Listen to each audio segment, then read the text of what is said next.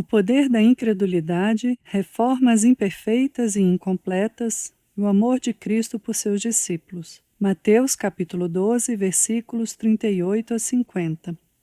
Então alguns escribas e fariseus replicaram: Mestre, queremos ver de tua parte algum sinal. Ele, porém, respondeu: Uma geração má e adúltera pede um sinal, mas nenhum sinal lhe será dado, senão o do profeta Jonas.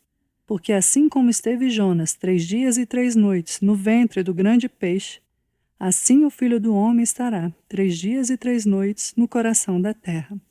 Ninivitas se levantarão no juízo com essa geração e a condenarão, porque se arrependeram com a pregação de Jonas. E eis aqui está quem é maior do que Jonas. A rainha do sul se levantará no juízo com essa geração e a condenará, porque veio dos confins da terra para ouvir a sabedoria de Salomão. E eis aqui está quem é maior do que Salomão. Quando o espírito imundo sai do homem, anda por lugares áridos procurando repouso, porém não encontra. Por isso diz: Voltarei para minha casa de onde saí. E tendo voltado, a encontra vazia, varrida e ornamentada. Então vai e leva consigo outros 7 espíritos piores do que ele, e entrando habitam ali, e o último estado daquele homem torna-se pior do que o primeiro. Assim também acontecerá a essa geração perversa. Falava ainda Jesus ao povo, e eis que sua mãe e seus irmãos estavam do lado de fora, procurando falar-lhe. E alguém lhe disse: Tua mãe e teus irmãos estão lá fora e querem falar-te. Porém ele respondeu ao que lhe trouxeram o aviso: Quem é minha mãe e quem são meus irmãos? E estendendo a mão para os discípulos disse: Eis minha mãe e meus irmãos. Porque qualquer que fizer a vontade de meu Pai Celeste, esse é meu irmão, irmã e mãe.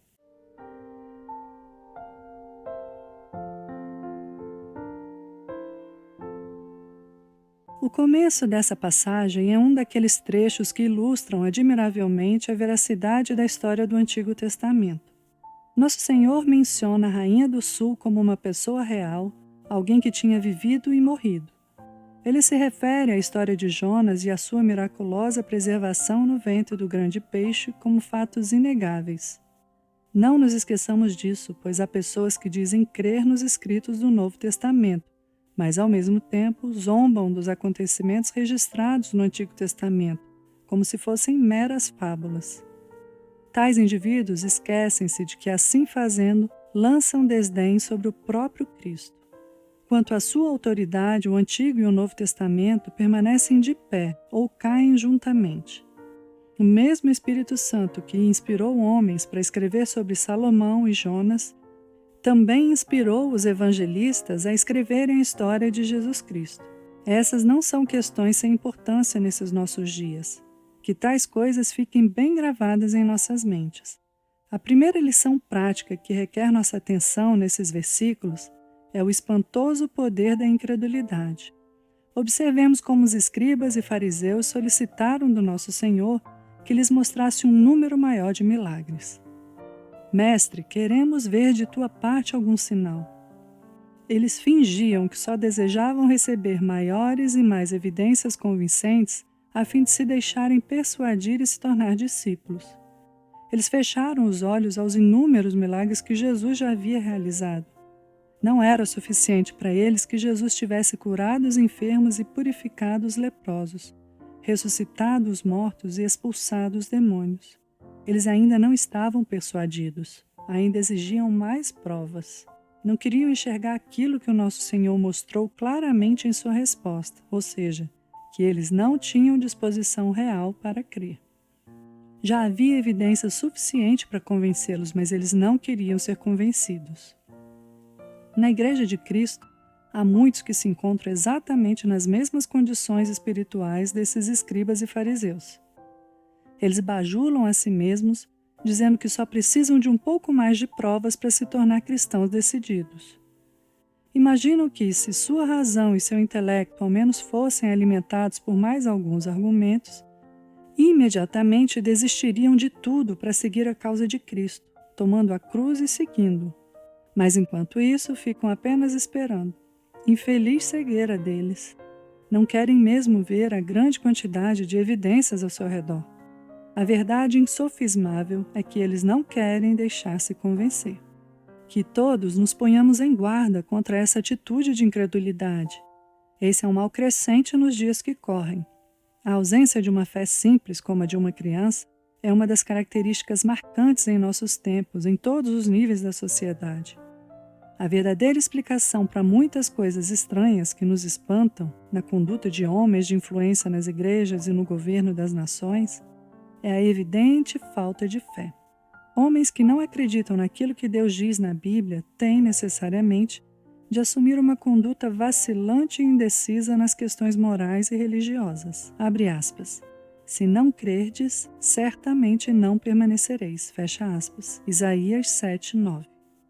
A segunda lição prática que encontramos nesses versículos é o imenso perigo de uma reforma religiosa imperfeita e parcial. Notemos quão horrível quadro Nosso Senhor pintou sobre o homem para quem retorna o espírito imundo, depois de já tê-lo deixado. Quão assustadoras são as palavras. Abre aspas. Voltarei para minha casa donde saí. Fecha aspas. Quão vívida a descrição. Abre aspas. E tendo voltado, a encontra vazia, varrida e ornamentada. Fecha aspas. Quão tremenda é a conclusão.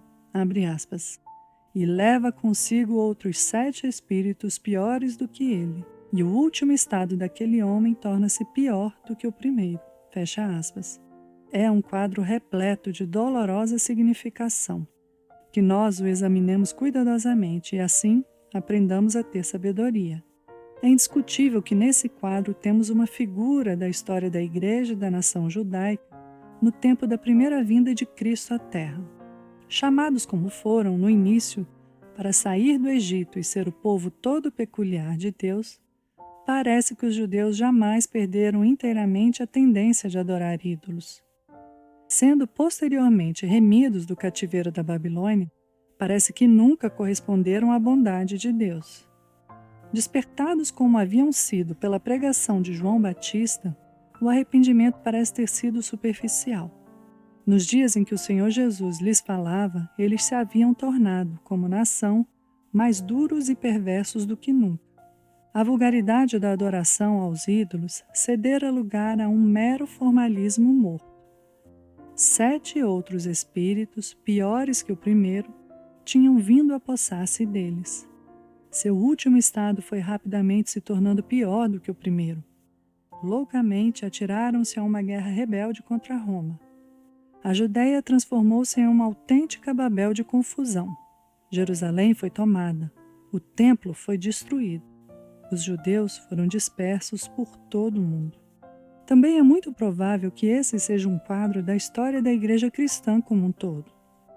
Libertados como foram das trevas do paganismo mediante a pregação do Evangelho, os crentes jamais chegaram a viver à altura da luz que receberam. Revivificadas como muitas foram, por ocasião da Reforma Protestante, nenhuma das igrejas de Cristo tem chegado a fazer uso correto de todos os seus privilégios, nem tem avançado até a perfeição, entre aspas.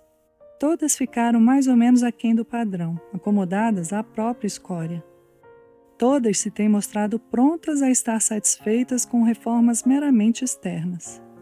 E agora há dolorosos sintomas, em quase todo lugar, de que o espírito maligno tem retornado à sua antiga casa e está preparando uma insurreição de infidelidade e doutrinas falsas como nunca se viu até hoje.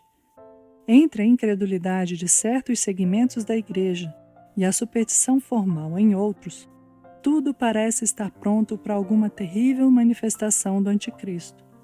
É de se temer sobremaneira que o último estado das professas igrejas cristãs venha a se mostrar muito pior do que o primeiro.